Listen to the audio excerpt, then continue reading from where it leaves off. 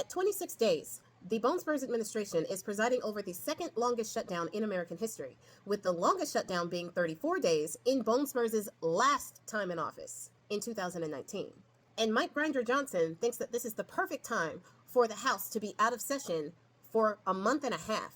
The last time the House had a proper session was September the 19th. Now, we all know that the shutdown is twofold. There are multiple reasons why the Republicans really want the government to be shut down. One reason is so that they can enact their plans for P2025.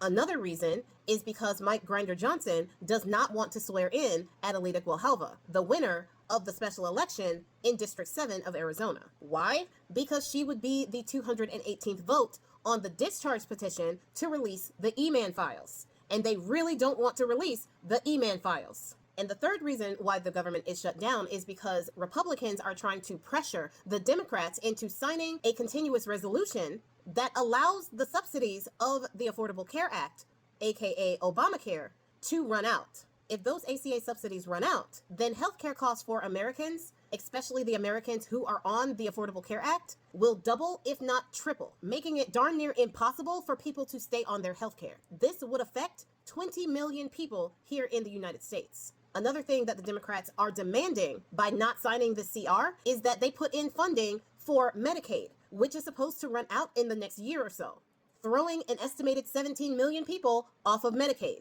Just with losing the ACA subsidies, which affects 20 million people in the states, experts are estimating that 50,000 people will be unnecessarily unalived due to a lack of health care. This is per year. So the Democrats are literally trying to save lives. 50,000 lives a year by refusing to sign this CR. And Republicans, who hold all branches of government, are willing to let people starve in America just so they can let those subsidies run out. Now, interestingly enough, there are so-called Christians on social media right now laughing at the fact that people are going to be losing their SNAP benefits. They are literally mocking people like the lady that was sitting at her table eating toast, taunting people who are about to lose their food security, asking them what happened to October's SNAP benefits, as if those people didn't use October's SNAP benefits for October's food sources. And yes, that woman does identify as Christian and thinks she's going anywhere but the hot box. And let us be real for a second. People like that, they are the ones who believe that SNAP benefits are used mostly by people who look like me. They are the ones who not only think that black people are the highest recipients of SNAP benefits, they also don't view black people as people. And it's pretty obvious with some of these ridiculously deplorable people and their takes on SNAP. But the thing is, as per the usual, black people are not the largest recipients of SNAP benefits. And they definitely aren't the largest demographic of SNAP recipients either. That would be people who look like her, with ideology like hers. Louisiana, which is a state that voted for Bone Spurs 3 times and gave us Mike Grinder Johnson, is the most impoverished state of the country and the second highest SNAP recipient of the country, with over 19% of their population on SNAP. Can we talk about how Mike Grinder Johnson does not care about his constituents? But even if we look beyond that, West Virginia is next on the list of high recipients. They also voted for Bone Spurs 3 times. Oklahoma is next on the list, with the same demographic as that lady eating toast in her kitchen. And before people get down in my comments saying that California and New York also have large recipient counts, yeah, they do. But guess what else they are? Huge donor states that give more, billions more, to the government than they actually receive. So not only are the people of New York and California paying through their taxes their own SNAP benefits, they are also paying the SNAP benefits of people in Louisiana, Oklahoma, West Virginia. Maybe you should write them a thank you letter. And that goes for the 1.1 million households in rural areas that are on SNAP. That is 14.6% of rural households are on SNAP, compared to the 10.9% of metropolitan households that are on SNAP. That is 1 in every 7 households in rural areas. People who look like that lady sitting in the chair chastising people for needing food assistance while eating toast in their face. People with the same ideology as her. People who voted in huge, huge numbers for Bone Spurs and his administration. People who voted against themselves because they couldn't stand that people would have the audacity to be themselves, go into the bathrooms that they identify with, love who they want to love, and have the nerve to immigrate to this country for a better life.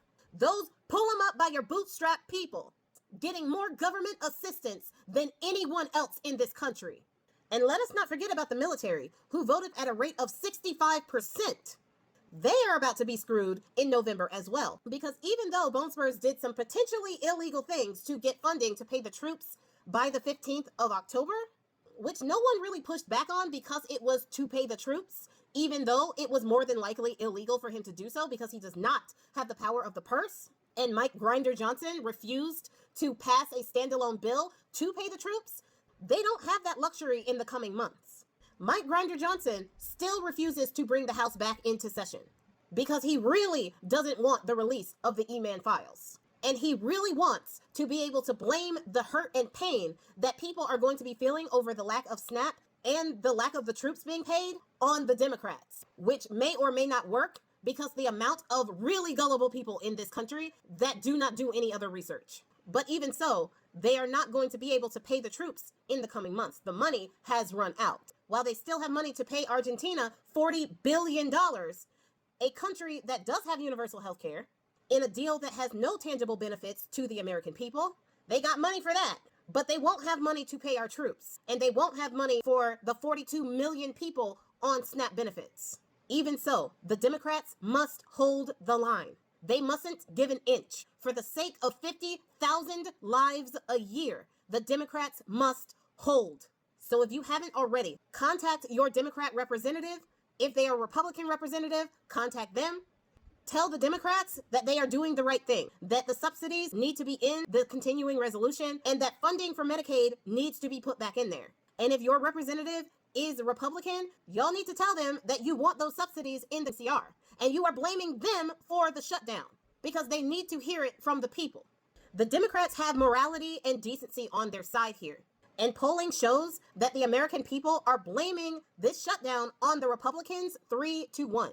So the Republicans need to know that if they don't give in on this, this is going to hurt them more than it will the Democrats. And by the way, another thing on the SNAP recipients that people who are taunting them don't tend to understand.